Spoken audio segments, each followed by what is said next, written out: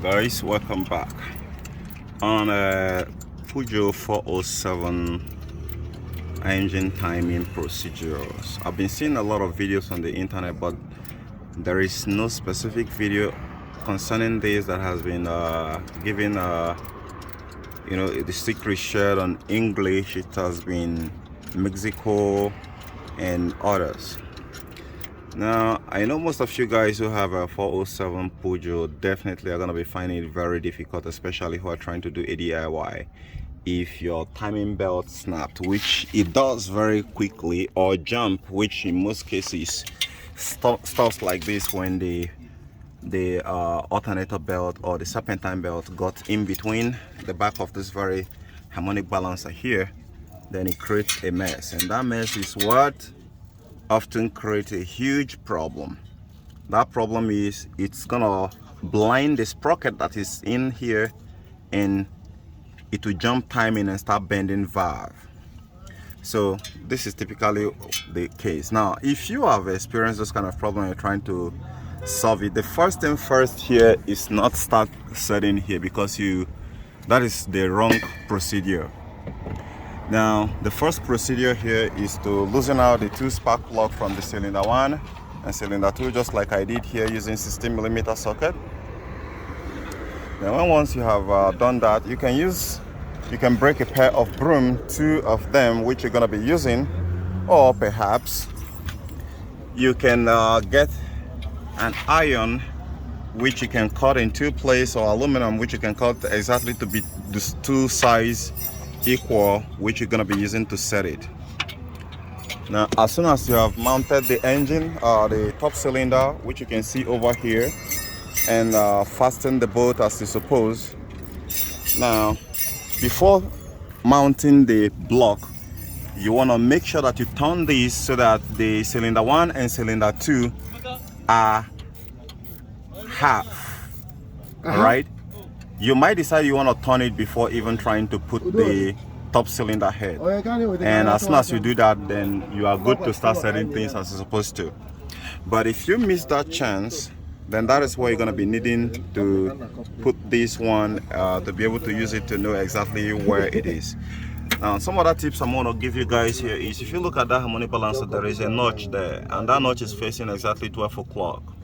And if yours is facing exactly 12 o'clock, then possibly you will be, it means the piston number 1 and piston number 2 are exactly half full to TDC. I hope that is clearly understood. But in order for you to confirm it, then you need this. All right, you need this. Now, you need to come over here and do, either you choose to insert it in number 3 and 4, or you insert it in 1 and 2. And when you insert it in 1 and 2, you're going to turn the engine gently until these 2 aligns properly, become equal. When they become equal, just like, let me insert it here and show you guys, then you know that you have arrived at the first destination of setting the timing correctly. Okay, now you can see, so it is equal right now, so which means they are all cylinder 1, 2, 3, 4 are exactly half full to TDC. After doing that, now we have the next guy here. I don't know if this is gonna work for you, but there is a notch here. I want to show you the notch. This is the notch which you want to be looking at here. You have notch 1 here, that's like look at this sprocket very well, you see it there. Then they have another one on the second face there, the second camshaft. Now this one here happens, if you look down there, there's gonna be a hole, which normally you turn it when you have followed the first procedure precisely. If you miss any of this procedure, well, you're gonna be bending the valve if you try to crank the car. And if you crank it the first time and you succeeded in bending it, the car will not start. So it's gonna crank and it will not start.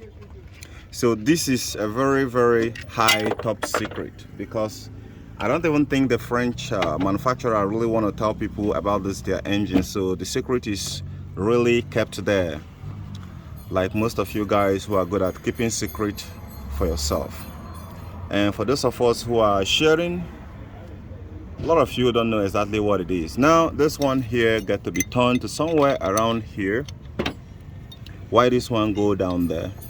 So once you've turned it there, you want to find something, you want to hold it in place so that the both of them doesn't move before you insert the adjuster somewhere around here. Then after that, then you clip the belt on.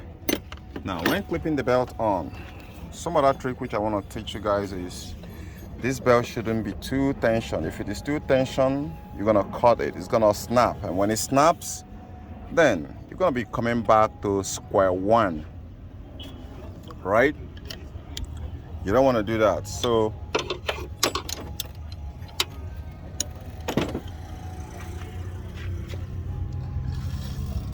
this guy here which you're having here is actually being controlled by 8mm, right? So it's a matter of you turning it. Okay, you can see the position it is right now. It's not supposed to be at 12 o'clock. It should be somewhere around here.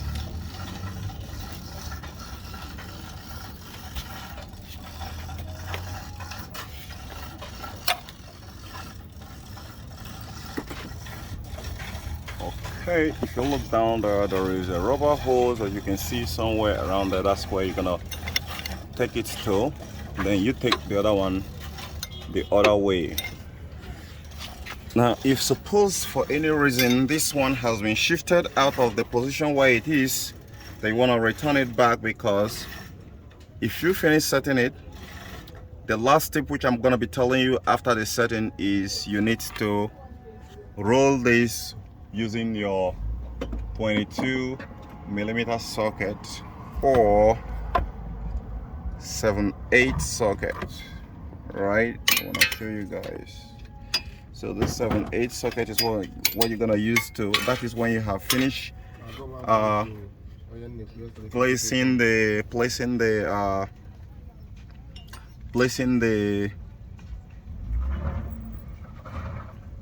timing belt and getting it in there tight as it's supposed to, but not too tight.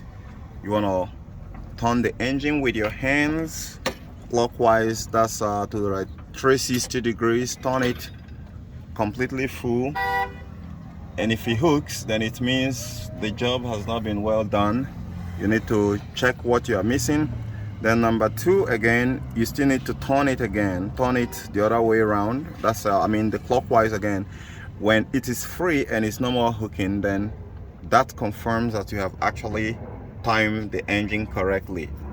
Although sometimes if you started the car after the timing and it starts but it's lacking some power, it means it's on the time, maybe it's jumped a tooth or something. So in such situation,